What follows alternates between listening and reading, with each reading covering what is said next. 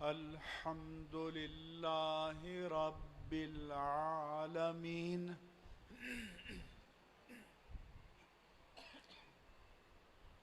الصلاة والسلام على رحمة للعالمين خاتم الأنبياء والمرسلين إمام الأولين والآخرين سيد الرسل والنبيين سيدنا ومولانا ومأوانا وملجانا محمد وعلى آله الطيبين الطاهرين وعلى صحابته الصديقين الصادقين وعلى كل من تبعهم بإحسان إلى يوم الدين وبعد. جامع مسجد مدینہ کی انتظامیہ کے اراکین و ذمہ داران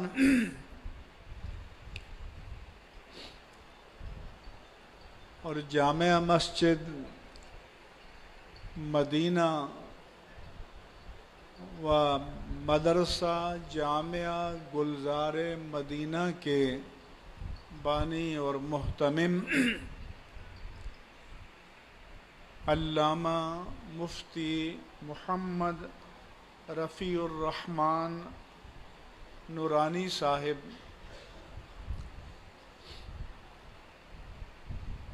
علامہ مفتی محمد عابد مبارک صاحب، علامہ خلیل الرحمن چشتی صاحب، علامہ ضیاء الرحمن صابری صاحب، علامہ مفتی محمد ابراہیم صاحب، مفتی منیر احمد شاکر صاحب، علامہ محمد طاہر صاحب، علامہ جہانگیر صدیقی صاحب، علامہ قدرت اللہ صاحب، اور میں علماء کرام سے معذرت خواہ ہوں کہ سب کے نام مجھے یاد نہیں رہتے، لیکن آپ سب موجود ہیں. علامہ لیاقت حسین ادری صاحب بھی تشریف لا رہے ہیں.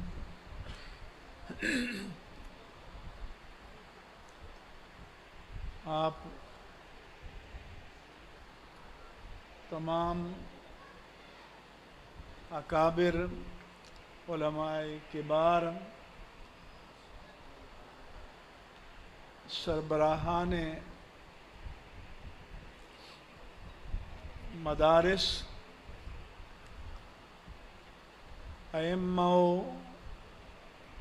خطباء مساجد، دینی مدارس و جامعات کے اساتذہ کرام، معلمین و معلمین گرامی، اور دیگر معززین کرام، بعض مساجد کی انتظامیہ کے بزرگ بھی تشریف فرما ہیں. آپ سب کی تکریمات، تشریفات، احترام، اکرام اور اعزاز کے ساتھ.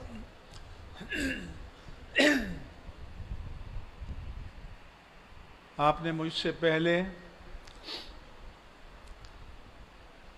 اچھے خطابات سنے، بہت ہی ماشاء اللہ ایمان افروز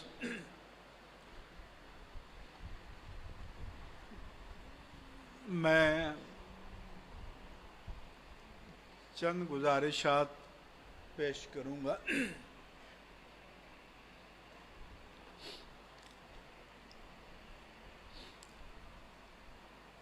دینی اعتبار سے مشکلات تو ہر زمانے میں رہی ہیں،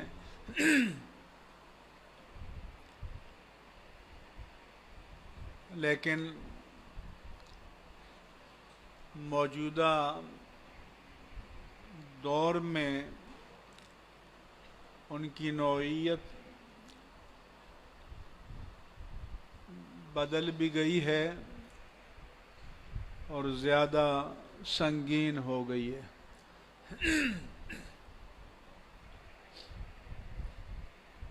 ابھی ہمارے لوگوں کو، حتیٰ کہ ہمارے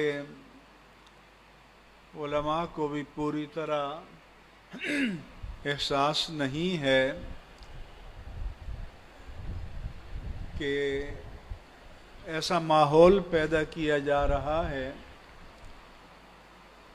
کہ دین کے لیے کام کرنا بھی مشکل ہو جائے، دینی کاموں میں مدد کرنا بھی مشکل ہو جائے۔ ہمیں کہا گیا تھا کہ FATF financial action task force, جس کے تحت پاکستان کو گزشتہ اشرے سے گرے لسٹ میں رکھا ہوا ہے اور ابھی کلیئرنس سرٹیفکیٹ ملا نہیں ہے، واچ لسٹ میں رکھا ہوا ہے۔ ہماری حکومت نے ان کو ایک لسٹ تھما دی گئی تو ان کے احکامات کی تعمیل میں پارلیمنٹ کا جوائنٹ سیشن بلا کر ایک رات میں 9 قوانین پاس کر دیے گئے۔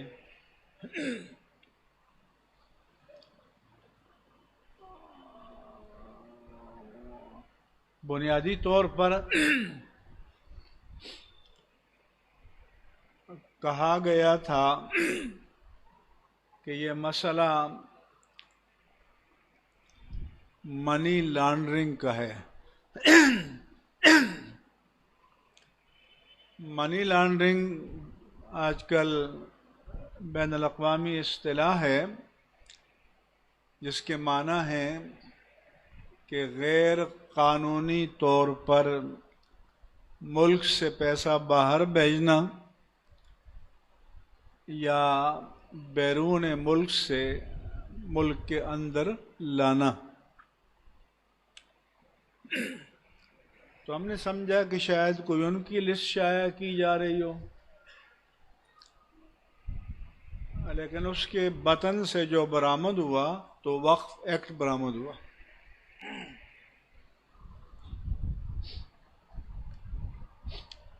وقف اسلامی تعلیمات کا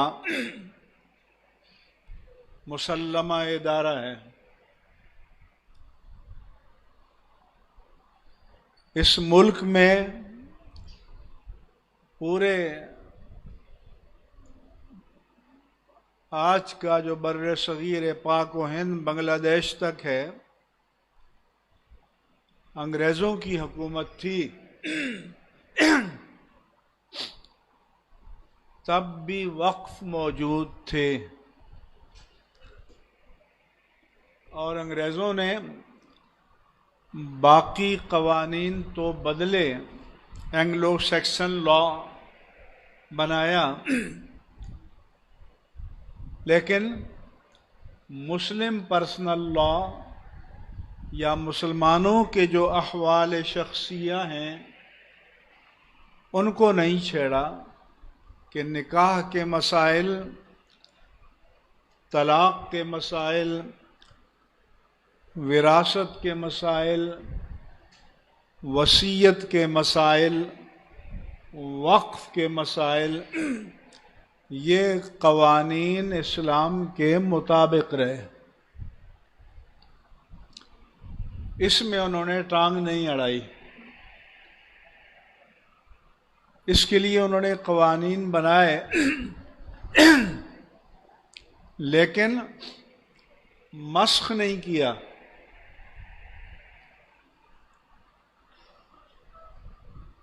اور وقف یا انڈاؤمنٹ یہ عالم کفر میں بھی ہے۔ اسپیکر کو بھی ہم نے بتایا کہ آپ کے ہاں جو گلی گلی پولیو کی ویکسین کے قطرے پلائے جاتے ہیں، وہ بل گیٹس کا جو انڈاؤمنٹ ہے یا وقف ہے، اس میں سے خیرات ملتی ہے تو آپ یہ کام کرتے ہیں۔ کچھ لوگوں کو نوکری مل جاتی ہے، کچھ گلی کوچوں میں ڈیوٹیاں انجام دیتے ہیں۔ وقف پاکستان بننے سے پہلے بھی موجود تھے۔ شریعت میں اگر ایک بندہ یہ کہتا ہے کہ یہ میرا پلاٹ ہے 500 گز کا، 400 گز کا، میں مسجد بنانا چاہتا ہوں، اور وہ لوگوں کو نماز پڑھنے کی اجازت دے دے اور شروع ہو جائے تو وقف مکمل ہو جاتا ہے۔ یہ رجسٹری لیگل ریکوائرمنٹ ہے، یہ شرعی ریکوائرمنٹ نہیں ہے۔ یہ قانون کی ضرورت ہے کہ جھگڑا بعد میں پیدا نہ ہو، شریعت کی ضرورت یہ نہیں ہے۔ درود پاک پڑھ لیں۔ اللہم صلی علی سیدنا مولانا محمد وبارک وسلم۔ اور شریعت یہ کہتی ہے کہ اس کا متولی بننے کا حق وقف کرنے والے کو ہے، یا وقف قائم کرنے والے کو ہے، یا اس کے نمائندے کو ہے۔ شریعت کے اصولوں کے بغیر اس کو آپ برطرف نہیں کر سکتے۔ اب انہوں نے کیا قانون بنایا کہ ایک گریڈ 19 کا افسر، جس کو ایڈمنسٹریٹر کہہ دیا گیا، وہ آ کر یہاں بیٹھ جائے یا جامع مسجد ابراہیم یا کسی اور ادارے میں کہ حضور آپ کام ٹھیک نہیں کر رہے، میں مطمئن ہوں، اب آپ گھر جائیے، آپ فارغ، اور آج سے میں چلاؤں گا۔ کیا یہ آپ کو قبول ہے؟ نہیں۔ بلند آواز سے۔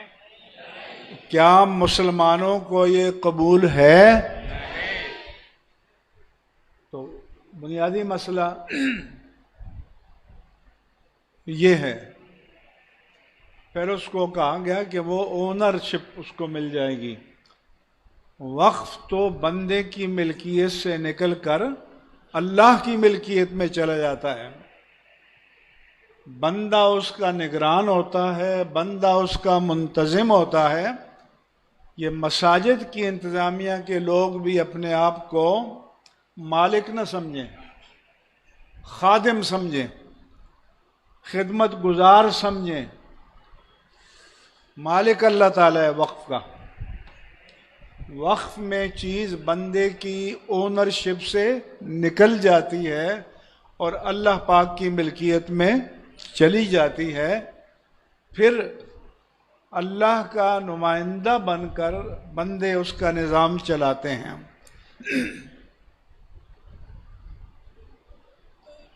اچھا، یہ اب چونکہ جو سجادگان ہیں، اب تک تو یہ تھا کہ دین پر جو بھی گزرے انہیں پرواہ نہیں ہوتی تھی، توہین رسالت ہو جائے، توہین اہل بیت ہو جائے، توہین صحابہ ہو جائے، توہین قرآن ہو جائے، توہین شان الوہیت ہو جائے، ان کے کانوں پر جوں نہیں رنگتی تھی، کیونکہ ان کی عشرتیں چل رہی تھیں۔ لیکن اب ان کو بھی فکر ہوئی ہے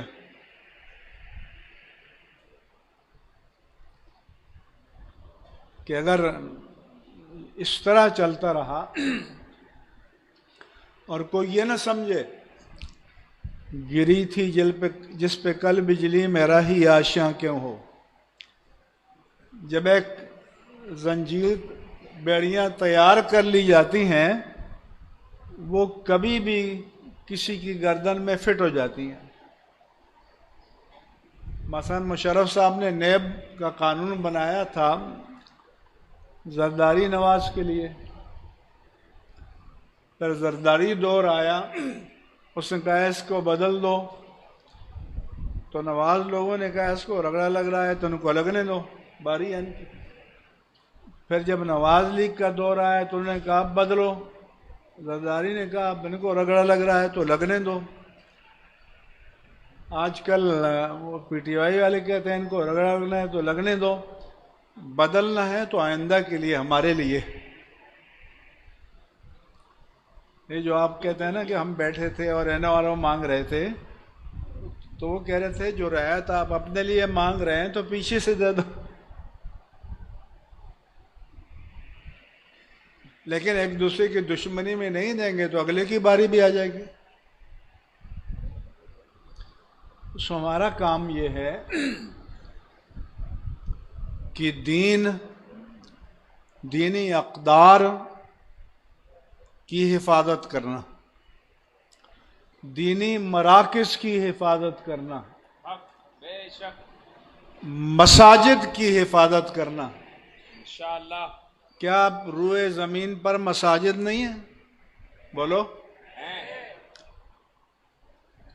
کیا 57 مسلم ممالک نہیں ہیں؟ بالکل ہیں، اس کے علاوہ عالم کفر میں مساجد نہیں ہیں؟ بالکل ہیں۔ لیکن حرمین طیبین سمیت دنیا بھر کی مسجدیں بند ہو گئیں، مگر اللہ کی شان سے پاکستان کی مسجدیں کھلی رہیں۔ سبحان اللہ، ماشاءاللہ، مفتی اعظم یہ کیسے ہوا؟ اس لیے کہ یہاں کا ممبر آزاد تھا، یہاں کا مصلی آزاد تھا، یہاں کی مسند آزاد تھی، یہ حکومت کی نوکری میں نہیں تھی۔ یہ تو چھوڑو، فرنٹیئر کالونی کی مسجد مدینہ کو تو چھوڑو، اگر حرم پاک کا خطبہ ممبر نوکری میں چلا جائے اور ولیت کہے کہ اب یہودیوں سے دوستی کے حق میں خطبہ دو تو پورا جمعہ اسی میں ہو جاتا ہے۔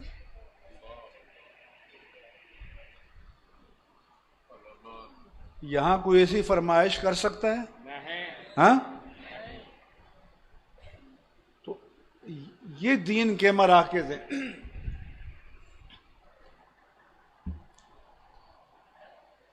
ان کی یہ مدارس بھی دین کی ضرورت ہے۔ ان مدارس کی ضرورت کیا ہے؟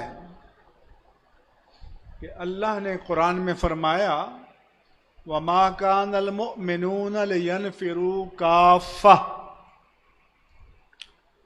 سارے کے سارے مومن یہ نہیں ہو سکتا کہ اپنی صنعت، زراعت، حرفت، کارخانہ، دکان، مکان، ملازمت چھوڑ کر دین کا علم حاصل کرنے کے لیے نکل کھڑے ہوں۔ کیوں؟ یہ سارے شعبے بھی ہمارے معاشرے کی ضرورت ہیں۔ تو اللہ پاک نے فرمایا کہ فلولا نفر من کل فرقۃ منہم، تو ایسا کیوں نہیں ہو جاتا ہر محلے، ہر قبیلے، ہر علاقے، ہر بستی، ہر شہر سے ایک گروہ نکلے، طائفۃ منہم، ایک جماعت نکلے، with all devotion and dedication، اپنے آپ کو اللہ کے دین کے لیے وقف کر دیں، فل ٹائم، پارٹ ٹائم نہیں، full time. Part time doctor بن سکتا ہے؟ بولو، نہیں اس ملک میں پارٹ ٹائم کہیں ڈاکٹری کی تعلیم ہے؟ نہیں انجینئرنگ کی ہے؟ کسی اور ایکسپرٹیز کی ہے؟ کوئی 1 گھنٹہ 2 گھنٹے ٹیوشن لے کے MBA بن سکتا ہے؟ تو اگر پارٹ ٹائم میں دنیا کی تعلیم میرٹ پر نہیں ہو سکتی، تو ایک مرتبہ میں بیرون ملک گیا، تو ان کا مسئلہ کیا، میں نے کہا کہ ڈاکٹر آپ کو A گریڈ کا چاہیے، انٹری ٹیسٹ ہوتا ہے، اس کا مطلب کیا ہے کہ 100 بندوں کا علاج کرے تو 90 تو بچ جائیں۔ انجینئر 100 پل بنائے آرکیٹیکٹ تو 90 تو کھڑے رہ جائیں۔ بلڈنگ ڈیزائن کرے تو کھڑی رہ جائیں۔ تو میں نے کہا کہ طب کے لیے،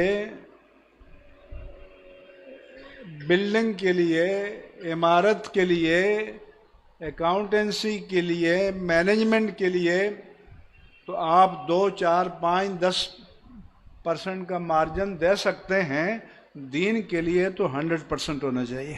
سبحان اللہ، بے شک ایسا ہی ہے۔ کیا ایمان میں 1% کا مارجن بھی دے سکتے ہو؟ نہیں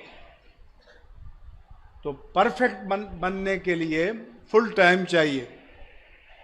تو اللہ نے فرمایا کہ لِيَتَفَقَّهُوا فِي الدِّينِ، تاکہ دین کے ایکسپرٹ بن جائیں، دین کے فقیہ بن جائیں، دین کے اسپیشلسٹ بن جائیں۔ آج کل ایک اور بیماری نکل آئی ہے، گوگل۔ تو جو کلک کرتا ہے بابا گوگل کے پاس چلا جاتا ہے اور نکال کے لے آتا ہے، جی یہ لکھا ہوا تھا اس میں۔ میں نے کہا اگر گوگل کو وزٹ کر کے بندہ ایکسپرٹ بن سکتا ہے تو یہ گوگل تو امریکہ سے آیا نا، تو امریکہ میں یونیورسٹیاں بند ہو جانی چاہیے۔ سمجھ آ رہی ہے نہیں؟ جی جی اگر انٹرنیٹ کو کلک کر کے گوگل کی بارگاہ میں جا کر آدمی ہر شعبے کا عالم بن جائے تو پھر یہ امریکہ میں، یورپ میں جو اتنی یونیورسٹیوں کا جال پھیلا ہوا ہے یہ بند ہو جانا چاہیے۔ کوئی ایک یونیورسٹی بھی بند ہوئی ہے؟ نہیں ہارورڈ بند ہوئی ہے، میسیچوسٹس انسٹیٹیوٹ بند ہوئی ہے، آکسفورڈ، کیمبرج بند ہوئی ہے، ییل بند ہو گئی ہے کیا؟ تو پتہ چلا کہ تکمیل علم کے لیے اور کمال علم کے لیے کتاب کافی نہیں ہے۔ اس لیے اللہ نے فرمایا کہ قد جاءکم من اللہ نور و کتاب مبین، تمہارے پاس اللہ کی جانب سے ایک نور نبوت آیا اور ایک روشن کتاب آئی۔ تو اگر کتاب ہدایت کے لیے کافی ہوتی تو نظام نبوت کی ضرورت تھی؟ مگر سنت الہیہ نے یہ بتایا کہ انسان کی ہدایت کے لیے کتاب بھی چاہیے اور صاحب کتاب بھی چاہیے. اس نے کتابیں بھی بھیجیں اور رجال کتاب بھی بھیجے جنہوں نے ڈیمانسٹریٹ کر کے بتایا کہ کتاب الہی پر عمل کیسے کرنا ہے. اس لیے ادارے ضروری ہیں. استاذ کے بغیر کوئی پرفیکٹ نہیں بن سکتا. یہ جو الحاد کا فتنہ ہے، یہ جو لادینیت کا فتنہ ہے، ان کا جال بھی یہی ہے جو اللہ کے رسول نے فرمایا کہ یأتی علی الناس زمان رجل شبان علی اریکتہ، لوگوں پر ایک دور ایسا آئے گا کہ ایک شخص پیٹ بھرا ہوگا، اپنی مسند پر بیٹھا ہوگا، اسٹوڈیوز اس کو میسر ہوگا، امریکہ اس کے لیے ادارے قائم کر دے گا، پھر وہ کہے گا ما احل اللہ فی کتابہ فاحلوا وما حرم اللہ فی کتابہ فحرموا. لوگوں، جو اللہ نے اپنی کتاب میں حلال ڈکلیئر کیا ہے اسے حلال جانو، جو حرام ڈکلیئر کیا ہے اسے حرام جانو. میرے آقا نے فرمایا کہ نہیں، ایسا نہیں ہو سکتا. انی احرم الحمار الاہلی وذی ناب من السباع وذی مخلب من الطیور. حلال و حرام ڈکلیئر کرنے کی اتھارٹی میرے آقا نے فرمایا کہ میرے پاس ہے. میں حرام ڈکلیئر کرتا ہوں پالتو گدھے کو. لاؤ قرآن کی کسی آیت میں ہے؟ میں حرام ڈکلیئر کرتا ہوں سامنے کے دانتوں کچلیوں سے شکار کرنے والے درندوں کو. شیر، چیتا، کتا، بلہ کہیں قرآن میں ذکر ہے؟ میں ڈکلیئر کرتا ہوں پنجوں سے شکار کرنے والے پرندوں کو. تو پھر صاحب قرآن نے بتایا کہ قرآن سے ہدایت اسے ملے گی جو مکتب نبوت میں بیٹھ کر پڑھے گا. قرآن سے رہنمائی اسے ملے گی جو صاحب قرآن کی بارگاہ میں بیٹھ کر پڑھے گا. اور یہ ہماری عدالتوں کی طرح سو موٹو نہیں ہے، سو موٹو نہیں ہے، بلکہ اللہ نے میرے حبیب کو، اپنے حبیب کو یہ اتھارٹی عطا کی کہ یحل لہم الطیبات ویحرم علیہم الخبائث، کہ میں نے نبی و عظیم الشان بھیجا ہے جو پاک چیزوں کو حلال ڈکلیئر کرتا ہے اور ناپاک چیزوں کو حرام ڈکلیئر کرتا ہے.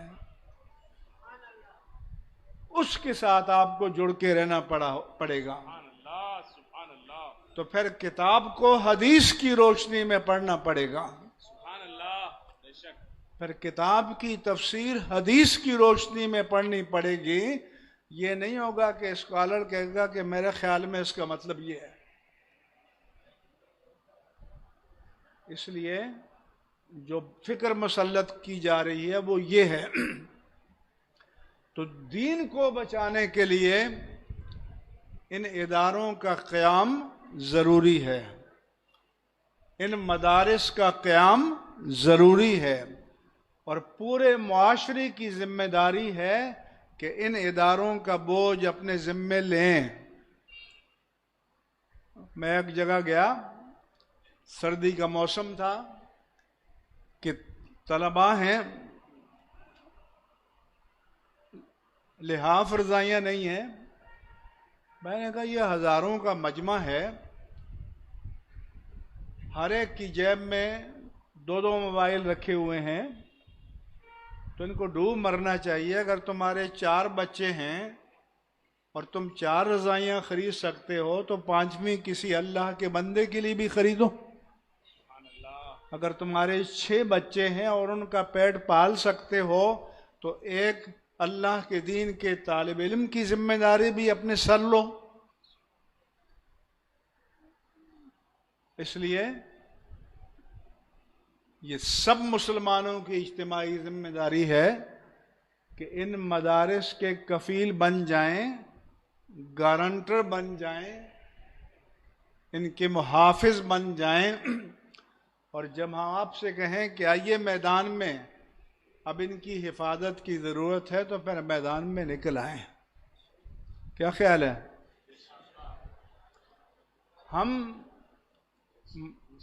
ہم مزاحمت نہیں چاہتے.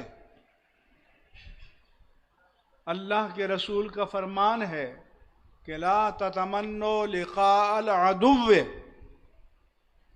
اپنے مخالف سے ٹکرانے کی تمنا نہ کرو.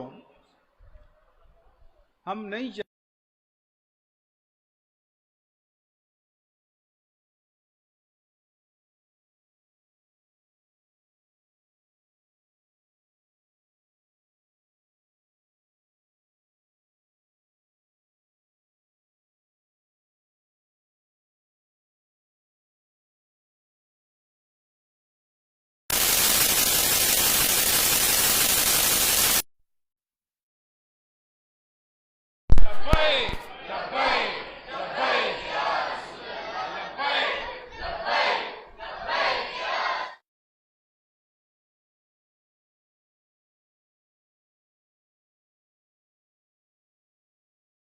تم فثبتو، جب اللہ کے دین کی اقدار، دین کے مراکز، دین کے مقدسات کی حفاظت کے لیے میدان میں آنا پڑے تو ثابت قدم رہو انشاءاللہ. لہذا ہم نے انکار نہیں کیا رجسٹریشن، لیکن پہلے اس کے اصول تو بنا دو. قواعد و ضوابط تو ہمارے ساتھ بیٹھ کے بناؤ. کوئی نہیں ہے. جب چمن کو لہو کی ضرورت پڑی، سب سے پہلے ہی گردن ہماری کٹی. پھر بھی کہتے ہیں مجھ سے یہ اہل چمن، یہ چمن ہے ہمارا، تمہارا نہیں. سو یہ ہمارا چمن ہے، یہ ہمارا وطن ہے. ہم اس کے لیے ہر وقت تیار ہیں انشاءاللہ. اور اہل سنت و جماعت، ہم ان کو جا کر بتاتے ہیں کہ وی آر انڈیجنس پاکستانی، بے شک. ہم جینون پاکستانی ہیں، ہم کھرے پاکستانی ہیں، ہم 24 کیرٹ کے پاکستانی ہیں. ہم کسی اور مرکز کی پراکسی جنگ یہاں لڑنے والے نہیں ہیں. ہم کسی بیرونی طاقت کے وظیفہ خوار نہیں ہیں. یہی ٹوٹے پھوٹے ہمارے لوگ، یہی اس دین کی ذمہ داری کو اٹھائیں گے انشاءاللہ، اور یہی دین کے نظام کو چلائیں گے. ڈراؤ ان کو جن کی وفا کے مرکز کہیں ملک سے باہر ہیں. ہم پاکستانی ہیں. پاکستان کی مفاد میں، پاکستان کے تحفظ کے لیے، پاکستان کی بقا کے لیے، پاکستان کی ترقی کے لیے جو مفید ہوگا. ہماری پاکستان سے وفاداری غیر مشروط ہے. ہماری پہلی وفاداری اسلام سے اور اس کے بعد پاکستان سے ہے. اس لیے یہ جو طبقہ یہاں بیٹھا ہے، ان پر دہشت گردی کا کبھی کوئی جھوٹا الزام بھی نہیں لگا. الحمدللہ یہ پرامن تھے، پرامن ہیں اور پرامن رہیں گے انشاءاللہ تعالی. ہم اس ملک میں امن چاہتے تھے، امن چاہتے ہیں، امن چاہیں گے اور امن کے لیے ساتھ ہیں۔ اور جب ہماری مسلح افواج کو یہاں آپریشن کرنے پڑے انٹرنل، بعض علاقے جو ریاست کی عملداری سے نکل رہے تھے، تو یہ اہل سنت تھے جنہوں نے کھل کر حمایت کی۔ سبحان اللہ۔ تو باوفا لوگوں کی قدر کرو۔ اس پاکستان سے محبت کا تقاضا یہ ہے کہ پاکستان سے وفا کرنے والوں کی قدر کرو۔ یہ ہمارا پیغام ہے الحمدللہ۔ اور یہ جامعہ مدرسہ جامع گلزار مدینہ، اس جامع مسجد کی بنیاد قائد اہل سنت، قائد ملت اسلامیہ علامہ شاہ احمد نورانی صدیقی رحمہ اللہ تعالی نے 1970 میں رکھی تھی۔ 1980 میں